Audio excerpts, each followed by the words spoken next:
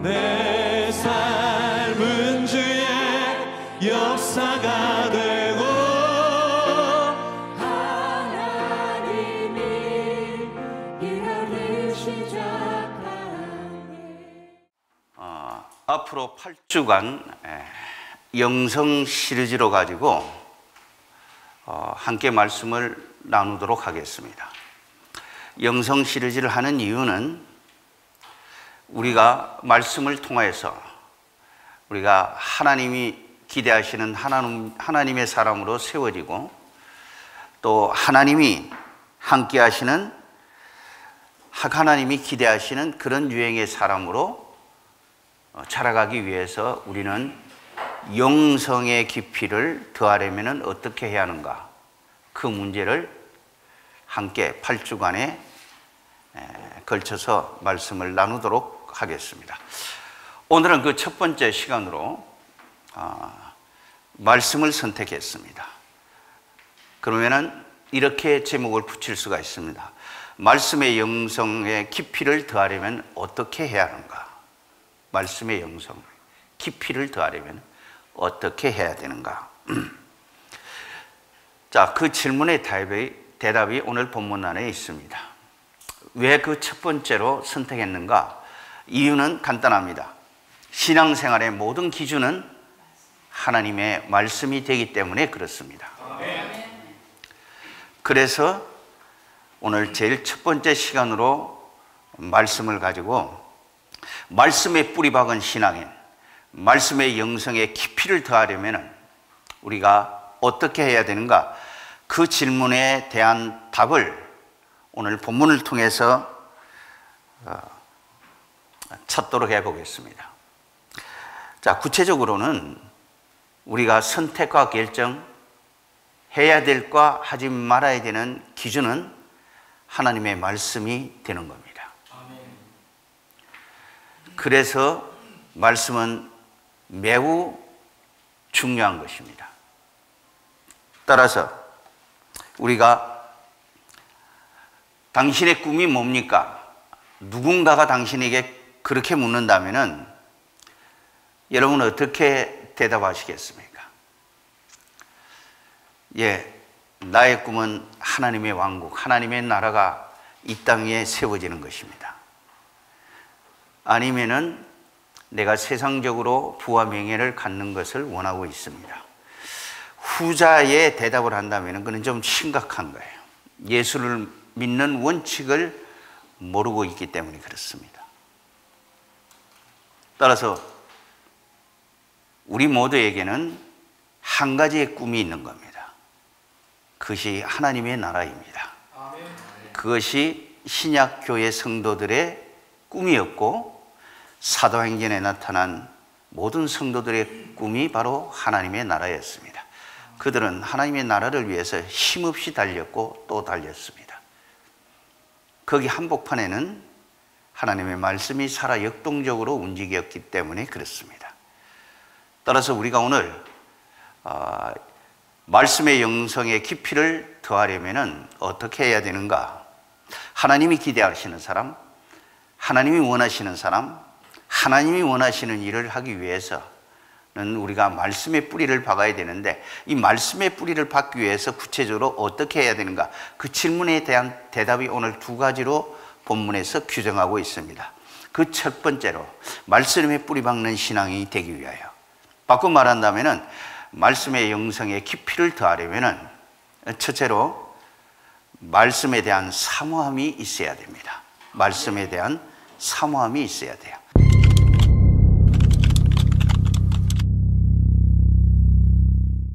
그것이 본문 11절에서 이렇게 표현하고 있습니다. 우리 본문 11절을 다 함께 읽습니다. 시작. 베레아에 있는 사람들은 데살로니가에 있는 사람들보다 더 너그러워서 간절한 마음으로 말씀을 받고, 여기까지. 오늘 베레아 지방에 있는 유대인들은 데살로니가에 살고 있는 유대인들보다 더 너그러워서 그 다음 뭐라고 그래? 간절한 마음으로 말씀을 받았다. 알았다라고 말합니다. 이 간절함을 다른 말로 하면 사모함이에요. 이걸 더 구체적으로 얘기한다면 알아야 되겠다, 알고 싶다, 반드시 알아야 되겠다, 꼭 알고야 말겠다, 그런 자세로 그들은 말씀을 들었다라는 거예요. 자, 그렇다면은 베레아 사람들의 이런 모습은 오늘 우리의 모습과 어떻게 다른가? 같은가 다른가? 내 자신에게 물어봐야 되는 거예요. 나는 예배를 통해서 선포되는 그 말씀에 대한 진리에 대한 갈급함이 있는가? 간절함이 있는가? 사모함이 있는가? 알아야 되겠다, 반드시 알아야 되겠다, 꼭 알아야 되겠다, 꼭 알고야 말겠다라는 그런 간절함이 있느냐라는 거예요.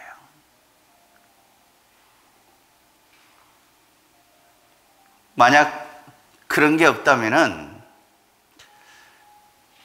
우리는 교회에 다닌 연수가 수십 년이 되어도 우리의 삶에는 변화가 일어나지 않습니다. 우리의 삶의 원동력, 그 변화의 밑바탕에는 결국 말씀이 우리를 역동적으로 움직일 때만이 가능합니다. 그래서 성경 기자는 이렇게 말합니다. 하나님의 말씀은 살아있고 운동력에 있어 우리의 영과 혼과 심령과 골수를 찔러 쪼개기까지 한다고 말합니다. 그 하나님의 말씀이 대충 듣고 넘어가는 것이 아니라 그 말씀이 내 인생을 바꾸도록 내가 정말 간절함으로 오늘 이 진리의 말씀을 반드시 내가 기억하겠다, 알아야 되겠고 꼭 기억하겠다, 알고야 말겠다, 이런 간절함으로 내가 이 말씀 앞에 서 있느냐라는 거예요. 그런 욕심이 없다면은, 이런 거룩한 욕심이 없는 사람들은 그냥 말씀을 들으면 졸리기 시작해요. 물론 말씀이 중간에 사람들이 졸기 시작했다면 그건 저는 말씀을 선포하는 자에게 일정 부분 책임이 있다라고 생각해요. 그래서 어떤 분이 그랬다잖아요. 저 뒤에 있는 형제님 일어나십시오. 왜 그리 졸고 있습니까? 하니까 목사님이 졸게 만들어 놓고 지가 그래 놓고 그러더라는 거예요. 지가 그래 놓고. 그거는 일정 부분 목사에게도 책임이 있지만은, 그러나 처음부터 조는 거는 본인에게 책임이 있는 거예요. 오늘날 교회를 다니고 그 오랜 시간 예배를 드렸음에도 불구하고 여전히 성장하고 성숙하지 못하는 사람들을 보면은 말씀에 대한 가람이 없어요. 그냥 예배는 절에 불공 들이듯이 하나의 종교적 행사로서 그냥 참여하고 가는 정도지, 이 말씀이 나를 변화시킬 것이고 이 약속의 말씀으로 말미암아 하나님의 놀라운 역사는 일어날 것이다, 이런 확신이 없기 때문에 사람은 변하지가 않는 거예요. 그런데 베레아 사람들은 그러지 않았다는 거예요. 알아야 되겠다, 반드시 알아야 되겠다, 꼭 알아야 되겠다, 꼭 알고야 말겠다라는 간절함, 그런 열정을 가지고 거룩한 욕심을 가지고 하나님 말씀 앞에 섰다는 거예요. 오늘날 한국교회의 가장 큰 비극은 하나님 말씀에 대한 빈곤입니다. 그래서 신천지 사이비 집단 이만희가 메시아라고 해도 그걸 믿고 따라가는 거예요. 여러분이 잘 알고 있듯이 그 신천지 집단의 주 공격 대상은 교회에 다니는 사람들이에요. 교회 안 다니는 사람이 아니라 교회에 다니는 사람, 그리고 교회를 무너뜨리는 거예요. 왜 그럴까? 그들은 포교 활동이 더 쉽다라는 거예요. 왜? 덮어놓고 믿기 때문에. 덮어놓고 믿기 때문에 그 사람들한테 가서 살짝 비슷한 얘기를 하면 그냥 꼴깍 넘어간다는 거예요. 분별력이 없기 때문에.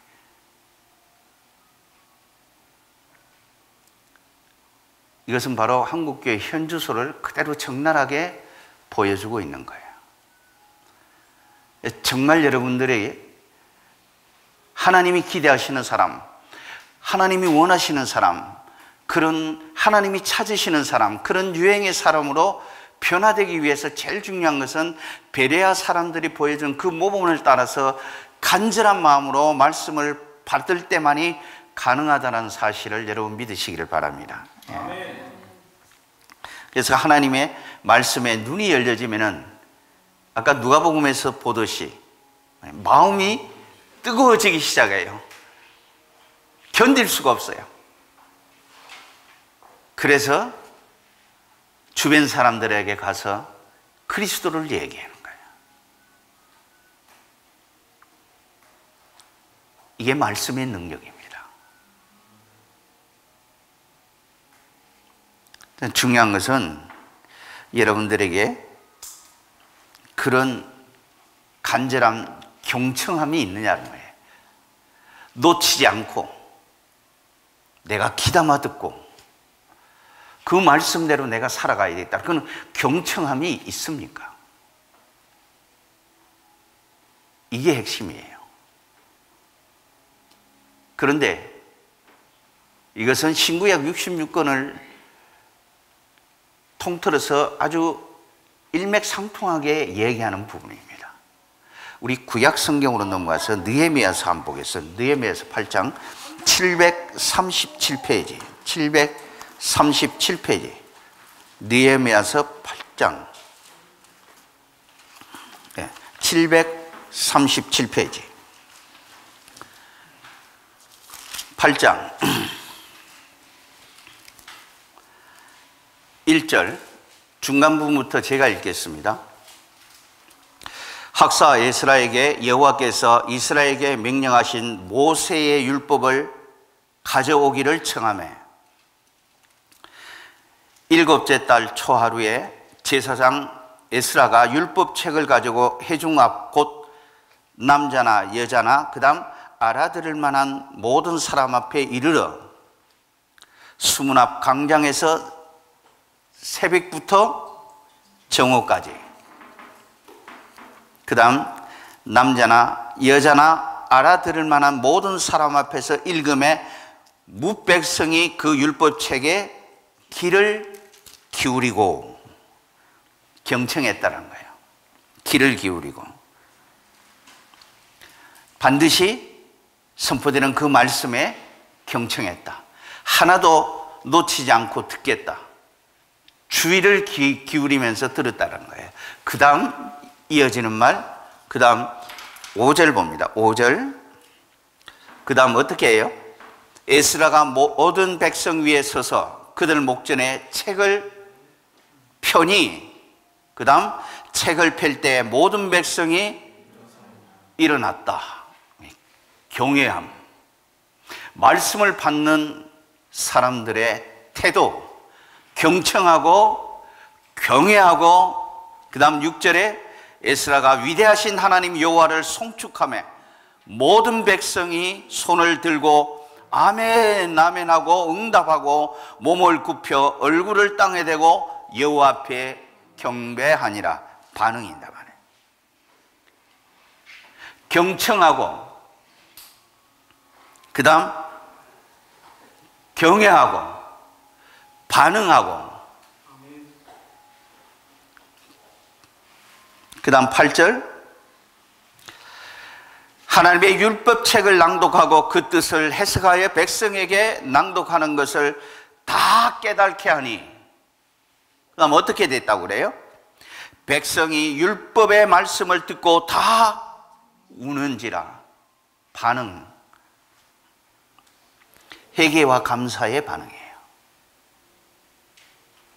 내가 그 말씀 앞에 비춰보니까 내가 하나님의 사람답게 살지 못했습니다. 그럼에도 불구하고 나를 포기하지 않으시고 나를 붙잡고 계시는 하나님, 회개하고 감사하며 울기 시작했더라는 거예요. 중요한 것은 우리가 말씀에 대한 이런 사모함이 있습니까? 갈급함이 있습니까? 알아야 되겠다, 반드시 알아야 되겠다, 꼭 알고야 말겠다 라는 그런 간절함과 사모함이 있는지요. 시편 기자는 그렇게 말하잖아요. 사슴이 시냇물을 찾기에 갈급한 같이 내 영혼이 주를 찾기에 갈급하나이다. 여러분, 나는 여러분들이 베레아 사람처럼 더 너그러워서 간절한 말씀으로 받는 저와 여러분이 되어지기를 소원합니다. 여기 더 너그러워졌다, 이 말은 영어 성경에 보면 품이 있는, 인품을 갖춘 사람이었다. 이게 NIV 성경의 해석이에요. 그런데 킹 제임스 버전, 킹 제임스 바이블에는 그렇게 말하는 것이 아니고 균형 있게 보기 위한, 균형 감각을 갖춘 그런 태도. 그 당시 헬라 문화가 유행했어요. 헬라 문화의 핵심은 뭐니까 인본주의거든요. 인본주의 문화의 그 핵심은 쾌락주의입니다.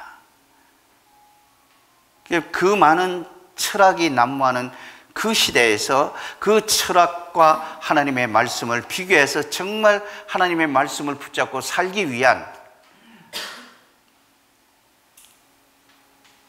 베레아 사람들의 아름다운 모습을 여러분 보고 배울 수 있게 되기를 축복합니다. 이것이 첫 번째 핵심 메시지예요. 간절함, 사모함. 반드시 알아야 되겠다, 꼭 알겠다, 반드시 알고야 말겠다. 그런 거룩한 욕심을 가지고 여러분 말씀 앞에 서는 저와 여러분이 되어지기를 소원합니다.